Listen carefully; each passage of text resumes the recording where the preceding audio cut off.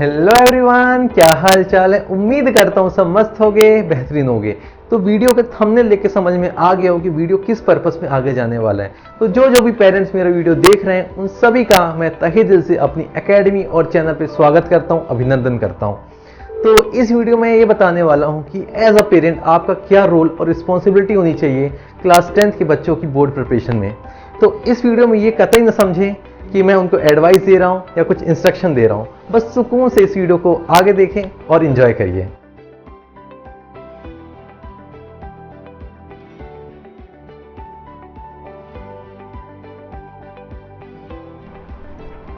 तो अपन इस वीडियो में बात करने वाले हैं कि रोल ऑफ पेरेंट्स क्या रहता है क्लास 10th में बच्चे की प्रिपरेशन में। तो मैं ये अज्यूम करके चल रहा हूँ, ये वाला मेरा वीडियो पेरेंट्स भी देख रहे हैं और बच्चे भी देख रहे हैं। तो चलिए शुरू करते हैं वीडियो को। बहुत सारे बच्चे होंगे जो क्लास 9 से क्लास 10th में आए होंगे, बट उनके क्लास 9th में शायद 70% मार्क्स हों, 80% मार्क्स हों, 90% मार्क्स हो। ऐसा हो सकता है, बहुतों के अलग अलग मार्क्स आएंगे, सबके सेम मार्क्स तो आते नहीं है। तो यहाँ पे पेरेंट ये ना करें कि उसके 70% मार्क्स हैं तो उसको ये बोलें कि तुम्हारे 70% मार्क्स से तुम शायद 10th में भी ऐसी परफॉर्म करोगे, या तुम्हारे 80% मार्क्स से क्या तुम्हारे 10th में भी इतने मार्क्स आएंगे। ये बिल्कुल भी डिपेंड नहीं करता है क्लास 9 के मार्क्स पे कि आप क्लास 10 में कितने आएंगे। क्लास 10 का सिलेबस अलग है, क्लास 9 अलग है। तो आप शुरुआत में ऐसा कॉम्प्लेक्स मत डालो बच्चे के ऊपर कि वो जो मार्क्स का उसका पास हिस्ट्री रही है वो आगे भी कैरी फॉरवर्ड हो। ये सब मार्क्स भूल जाइए, ये सब मार्क्स भूल जाइए। पर कभी कभी ऐसा अनइंटेंशनली पेरेंट्स ऐसा बोल देते हैं बच्चे को, जैसे बच्चा पढ़ रहा है तो बीच में कहीं एग्जाम्पल पुट कर दिए कि फलाने भैया के तो बोर्ड में 95% आए थे, फलाना दीदी के बोर्ड में 92% आए थे।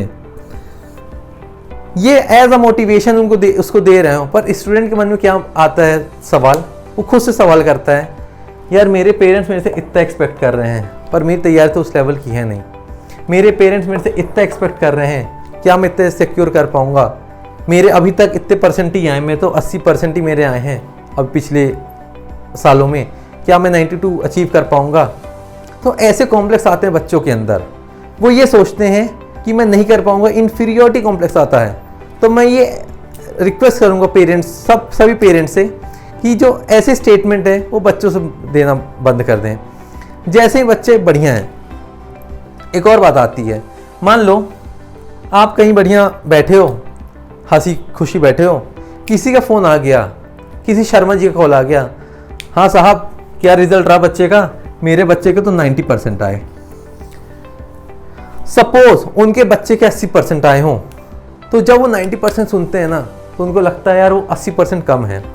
वही 2 मिनट पहले खुशी मना रहे थे 80% की, ये 80% अच्छे मार्क्स हैं, तुमने अपने लेवल के अनुसार अच्छा किया। बट जैसे उन्होंने 90% सुना, उनके मन में यही आया, यार 80 इनका तो 90% आया, इनका अच्छा रिजल्ट है, 80% थोड़ा सा खराब है।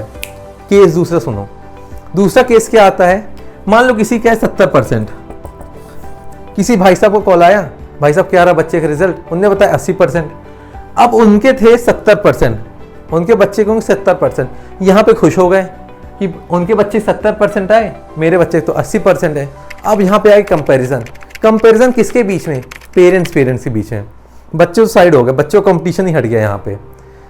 तो ये ना करें कि पेरेंट्स अपने बीच में कंपटीशन करें कि उनके बच्चे का 80% आए, मेरे के 70 आए तो मैं दुखी हो जाऊं, या उनके 60% आए, मेरे बच्चे 70 आए तो मैं खुश हो जाऊं।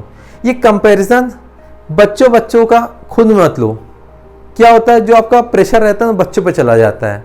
बच्चे ये सोचते हैं कि अब मेरे परसेंटेज की वजह से मेरे पेरेंट्स दुखी हो रहे हैं। ये बिल्कुल ना करें। आपको फोकस कैसे करना है उनकी स्टडीज़ पे, उनकी स्टडीज़ पे कैसे फोकस करना है। मान लो आपके बच्चे के कोई टेस्ट में, अपने स्कूल टेस्ट होते हैं, कोचिंग टेस्ट होते हैं, वहाँ पे मार्क्स कम आ गए कोई टेस्ट पे। कोचिंग क्या होते हैं, पार्ट टेस्ट होते हैं।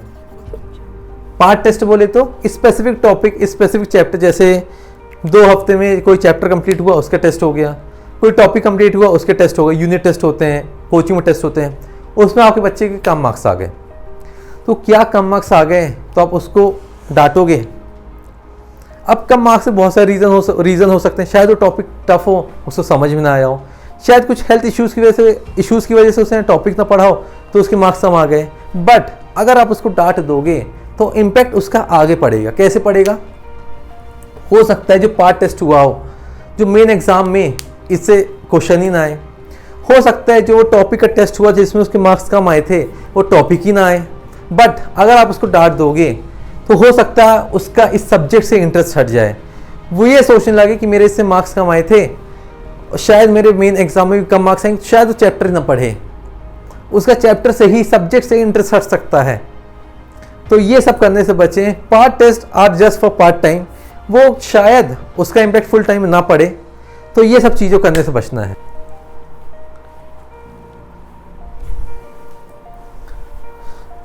अब बहुत बार ऐसा भी होता है नहीं, क्लास 10th बोर्ड का सुन के बहुत पेरेंट्स ऐसा होता है कि उनको 10-10 घंटे बिठालते हैं कि आपको 10-10 घंटे पढ़ना है, उनको रिक्रिएशनल एक्टिविटीज़ करने से रोकते हैं। जैसे आप अगर बच्चा बोल रहे हैं मुझे खेलने जाना है तो उसको उस टाइम पे बोलते हैं पढ़ाई करना है, अभी बाद में खेल लेना। अगर वो कह रहा है कि मुझे म्यूज़िक क्लास जाना है तो आप फिर बोल रहे हैं कि अभी पढ़ लो बाद में कर लेना। अगर बच्चे का मन है तो आप उसको रिक्रिएशनल एक्टिविटीज़ में पार्टिसिपेट करवाओ, खेलने भेजो, म्यूज़िक में भेजो, क्योंकि ये सब रहते हैं साथ में तो पढ़ाई में और मज़ा आता है। जैसे वो स्पोर्ट्स खेलेगा तो मन लगा रहेगा, बिकॉज हेल्थ तो इम्पॉर्टेंट है। आप 10-10 घंटे बच्चे को बिठा रहे हो, क्या पता उसका मन नहीं लग रहा है पढ़ने में। अगर बिना मन के बैठे हो 10-10 घंटे तो कोई वर्थ है वो बैठना। इससे बेहतर है आप उसको उसके मन का रिक्रिएशनल एक्टिविटीज़ करवाओ, खेलने भेजो, हो सके उसका मन हो तो म्यूज़िक क्लास भेजो। ये सब एज अ पेरेंट आपको को करिकुलर एक्टिविटीज़ में भी उसका एक्टिव पार्टिसिपेशन इंश्योर करना पड़ेगा। और जो भी आपकी पेरेंट टीचर मीटिंग होती हैं स्कूल में, हर मीटिंग को एक्टिवली पार्टिसिपेट करना है। क्यों करना है? क्योंकि जो पीटीएम्स होती हैं उसमें आपके बच्चे की प्रोग्रेस रिपोर्ट बताई जाती है, आपका बच्चा स्कूल में कैसे परफॉर्म कर रहा है। अब आप तो स्कूल में हो नहीं, स्कूल में उनको देख रहा है टीचर, तो टीचर बच्चे की एक्टिव रिपोर्ट देगा कि आपके बच्चे की परफॉर्मेंस क्या है स्कूल में। क्योंकि अगर एक जो टीचर स्टूडेंट की रिलेशनशिप होती है ना, वो सबसे बेस्ट होती है। बिकॉज एक टीचर ही समझ पाते हैं स्टूडेंट की बात कि वो क्या फेस कर रहा है, क्या प्रॉब्लम फेस कर रहा है, किस सेगमेंट में उसका वीक एरिया है, वो कहाँ पे लैग कर रहा है परफॉर्मेंस में, वो सब आपको रिपोर्ट मिलेगी पीटीएम में जाके। तो इंश्योर करिए कि आप उसकी हर पीटीएम में जाएं और उसकी रिपोर्ट लें। कोचिंग में भी सिमिलरली, कोचिंग में भी आप जो भी कोचिंग भेज रहे हैं, कोचिंग वाले टीचर से रिपोर्ट लीजिए, उसके वीकली टेस्ट के रिपोर्ट पूछिए कैसा परफॉर्म कर रहा है। तो ये सब पॉइंट्स को ध्यान में रखना है। तो ज़्यादा बिल्कुल प्रेशर क्रिएट नहीं करना है, बहुत स्मूथली क्लास 10 प्रिपरेशन हो जाएगी उनकी और अच्छे स्कोर करेंगे सब लोग। जैसा भी स्कोर करेंगे, ये आखिरी एग्जाम तो है नहीं। और लास्ट में यही बात याद रखनी है कि a single sheet of paper can't decide our future. So इसी उम्मीद के साथ बंद करता हूँ वीडियो को। उम्मीद करते हैं वाला वीडियो पसंद आया होगा। वीडियो पसंद आया तो लाइक करना है, शेयर करना और चैनल को सब्सक्राइब करना है। Bye bye.